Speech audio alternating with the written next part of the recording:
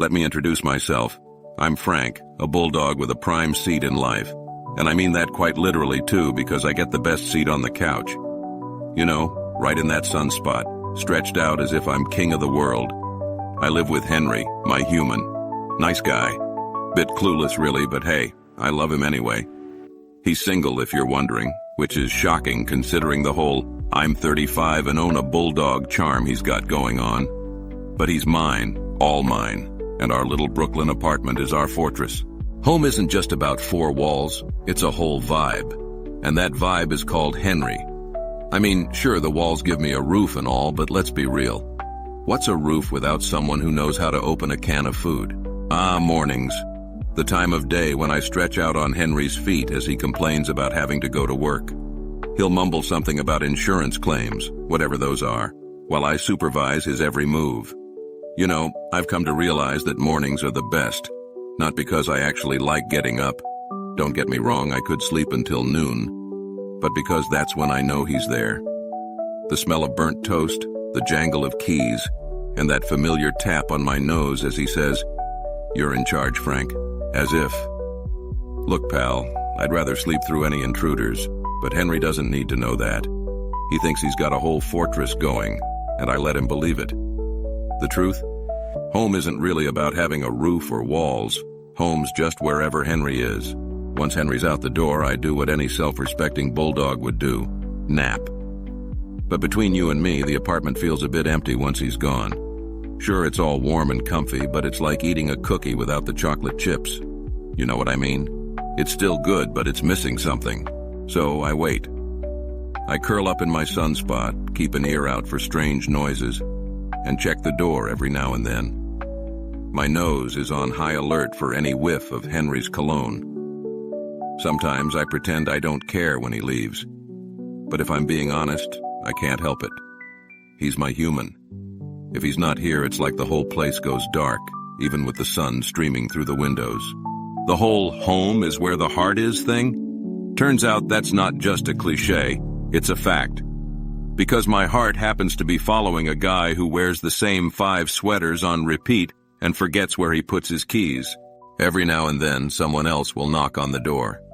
If it's the mailman, I've got a bark reserved just for him. It's not that I don't like the guy, it's just that, well, he's always carrying stuff, and I don't trust anyone who brings things into my home that aren't food. But Henry's got friends who come over sometimes too, and they all smell interesting. Not in a bad way, just in that I can't identify your scent kind of way. Henry's friends like to pet me, and I let them because, hey, belly rubs are belly rubs. But there's always that feeling that they're just visitors, like wallpaper that's not quite sticking. It's nice while they're here, but they don't really stay. Only Henry feels like he's glued to the place, like he belongs. I remember the first time one of his friends suggested he get another dog to keep me company. I almost choked on my chew toy. No offense to other dogs, but I've got it pretty sweet being the only one around here, and I intend to keep it that way. When Henry finally comes home, it's like the world goes from black and white to color. He'll open the door, and I'll do my best. I was totally awake and alert the whole time act. I get up, stretch a little, and make my way over, pretending to be casual about it. But who am I kidding? My stubby tail goes wild, and I can't help but give him a big old bulldog grin. Henry gets it. He knows he's the center of my world, even if I play it cool most of the time. He'll scratch my ears and tell me about his day, as if I'm his personal therapist. Sometimes he's tired, sometimes he's excited, but every time, he's home. And that's what matters. This place might be just another Brooklyn apartment, but with Henry, it's my whole world. After Henry's home and we've had dinner, he has his human food, I have my kibble, though he'll toss me a piece or two of whatever he's eating if I give him the "I'm totally starving" look. We usually end up on the couch. And let me tell you, that couch is magic. It's the one place in the world that feels perfect no matter what. Henry will sit down exhausted and I'll nuzzle up beside him, acting like I own the place, because let's be honest, I do. Sometimes he watches TV and laughs at shows I don't understand, but most of the time he just sits there petting me absent-mindedly.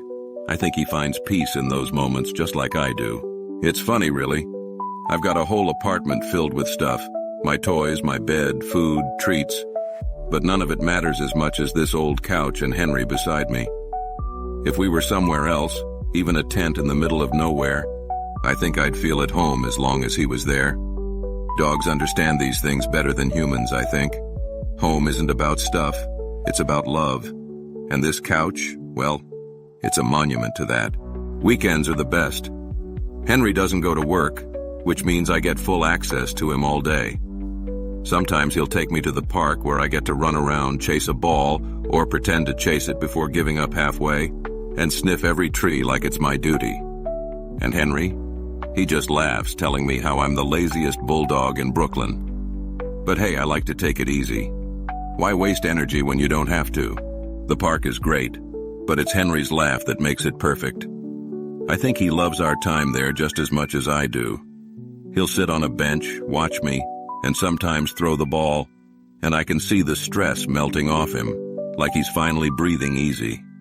Sometimes he even tells me his plans and dreams, like he's got 100 ideas on how to make life better.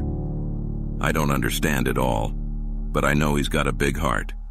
And somehow, he thinks he's the one taking care of me.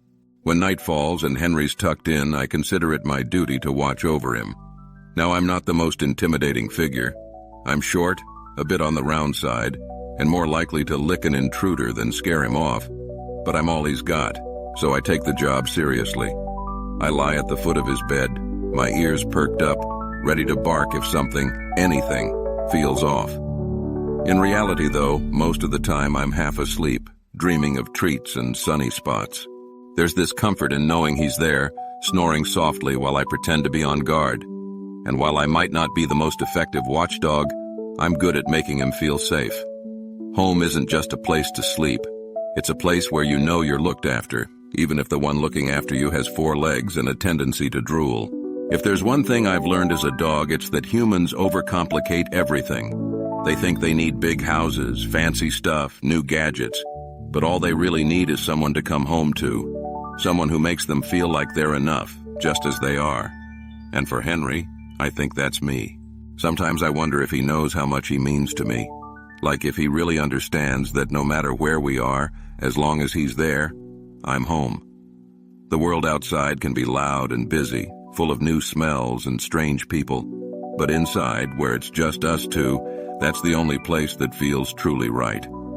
I wish I could tell him that in words, but since I can't, I'll just keep giving him my big bulldog grin and curling up beside him, making sure he never feels alone. One day, Henry left the door open a crack by accident. Now I'm not exactly the adventurous type, but the open door was calling to me like a fresh piece of steak left on the counter. So I waddled my way over, stuck my nose out, and took in the biggest whiff of freedom I'd ever smelled. The hallway stretched out before me, mysterious, thrilling, and completely terrifying. I thought about making a run for it, going out there and sniffing every inch of the world, finally living the life of a free bulldog. But then a thought hit me. Where would I go? What if I wandered too far and couldn't find my way back to Henry? Sure, freedom smelled amazing, but the scent of Henry was better. So I turned around, headed back inside, and nudged the door closed with my nose. You can call it cowardice if you want, but to me it felt more like loyalty. Besides, who'd make sure Henry didn't burn his toast every morning if I wasn't there?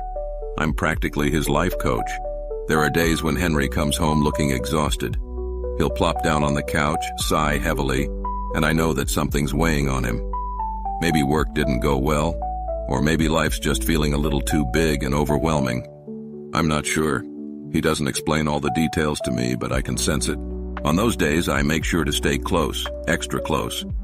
I'll put my head on his lap, wag my tail a little, and look up at him with my best "I'm here for you" eyes.